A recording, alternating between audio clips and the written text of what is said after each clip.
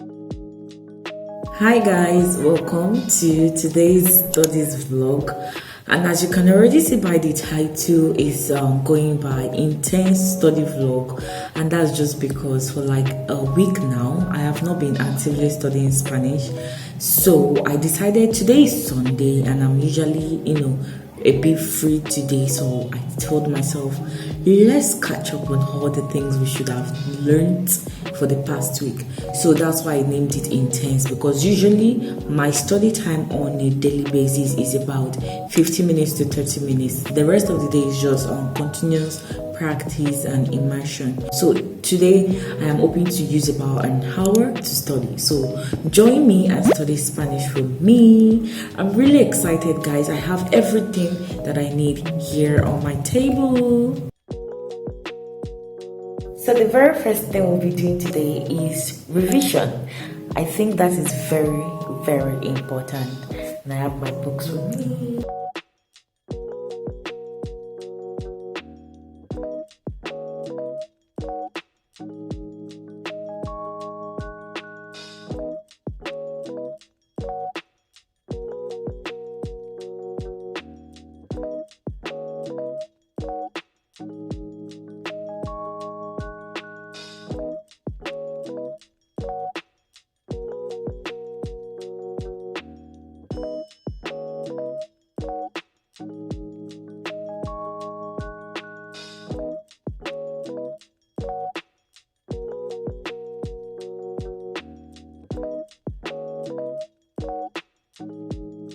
Got a starter covered. I feel like it's one of the easiest to remember.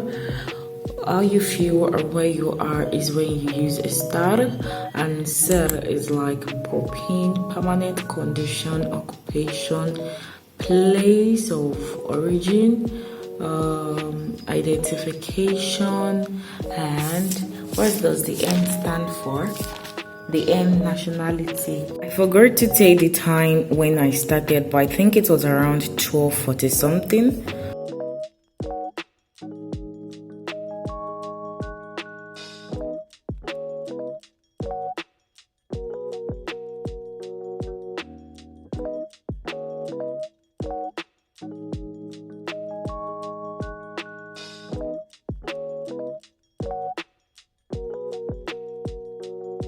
So I told myself that I'm not going to be cramming vocabularies like before. Instead, I'm going to try and be using more of what I use on a daily basis. Like, I feel the need to build my vocabularies.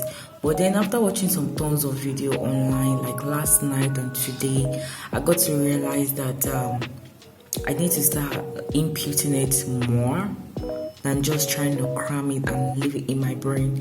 Eventually I forget it, just like now as I'm revising the ir verbs, the ir verbs like recibir, abrir, ocurrir, existir, vivir, permitir, permitir, decidir. I feel like I've forgotten them. The ones that I really remember is vivir, recibir, and I think existir. And that's because I've been using them. The rest I don't really remember.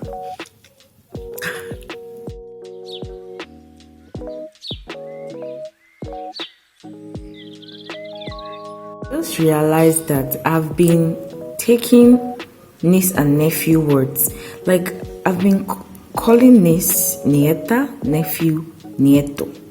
And all the while, it's sobrina and sobrino. Then I have these words in my head, right? But I could not find the meaning in my head until now that I opened my book, and I'm getting to realize my mistake all along. This is why revision is very, very important. So guys, I have reached the end. This is where I am. Stem changing verbs, RE and UE stem changing verbs, in Spanish.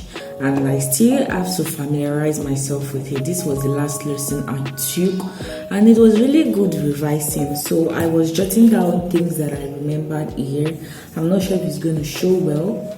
I'm not sure if it's going to be showing well or if it's going to be showing in a mirror version. But I stated everything I remember here. So the ones that I'm still familiarizing myself with be the stem changing verbs, irregular verbs, and food vocabularies. So like all the vocabularies I got from the lesson, I have not really associated myself with everything, and I feel like I shouldn't rush myself, because once I need to know that word for the food I want to say, I would know it. So I know pescado, which is fish. I know carne, which is meat.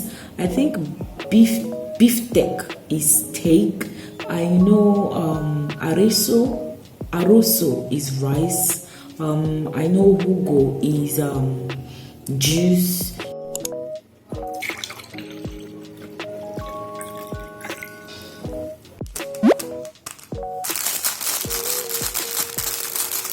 So guys, I decided I would not be immersing myself during this vlog, because when I woke up this morning, I had listened to some podcasts and I had listened to some music.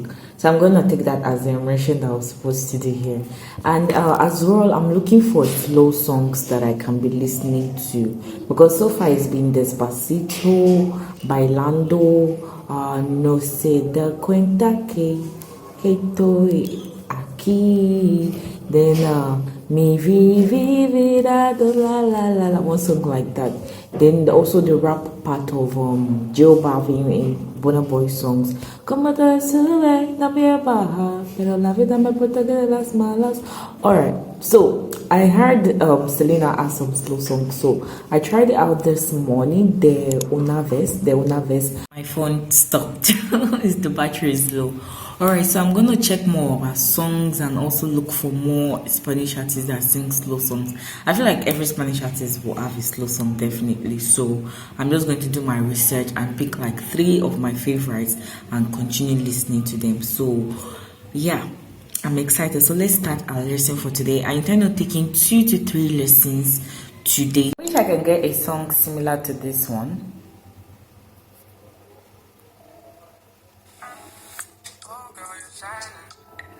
Oh, you're my time. Give me a reminder. I want to introduce to you direct object pronouns in Spanish. Okay?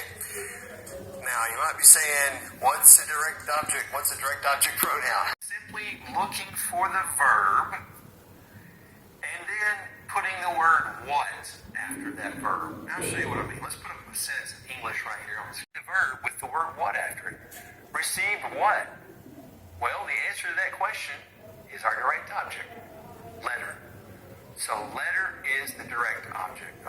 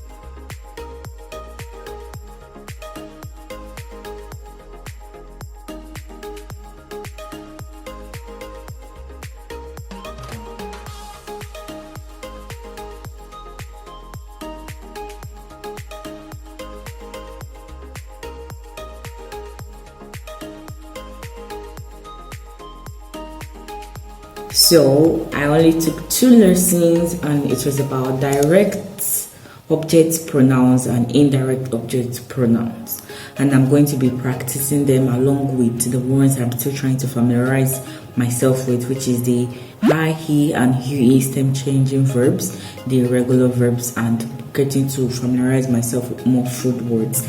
All of this I feel like is only going to stick if I keep speaking, and at this point I'm beginning to think if I need to start having conversations with my Spanish friends, although lately it seems like nobody is talking back to me and I'm thinking of tandem, because I don't have money to pay for italki, so I'm trying to look for options that will work out for me. But that aside, if you guys don't know, it's almost 2 months, so you guys should watch out for my 2 months update videos, because onwards I'm only going to be making monthly updates, and the rest of the things will be vlog or sit down videos about, you know, tips that I've done so far. And also I started using Duolingo.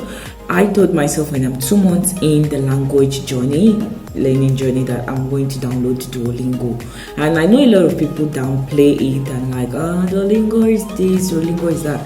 Even I will advise that if you're just starting to learn a language, the best thing to do is not download any language learning apps. I've tried it in the past and it's always not motivating. You eventually drop the language, honestly. Even though it's fun and all, sometimes you just feel like, ask yourself, how many times have you watched K-dramas and you're like, I want to learn how to speak Korean? And then you start, you download Duolingo app, but now, are you practicing? Are you still learning? You know, so it all stems down to, if you've known more of it just by watching videos on YouTube or reading some books, you know, some textbooks, you'd be able to feel like, okay, when I start using Duolingo, you're not totally relying on Duolingo. You're actually relying on your official lessons.